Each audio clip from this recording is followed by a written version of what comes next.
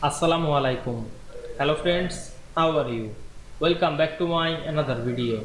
In this video, I am going to show you how to bend text in InDesign. Let's get started. At first, you have to open your InDesign software. Now you can see here many tools. Now I am go to the tools menu and select the ellipse tool. Then draw a ellipse.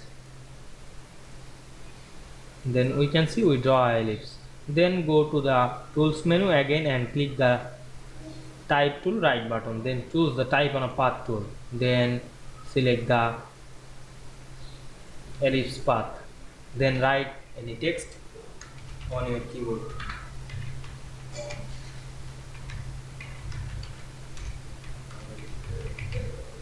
then select the text, press Ctrl A and increase the font size. You can change the text color, text size at anything. Now I am click this move tool and you can change the text position. Now we can see we bend the text easily.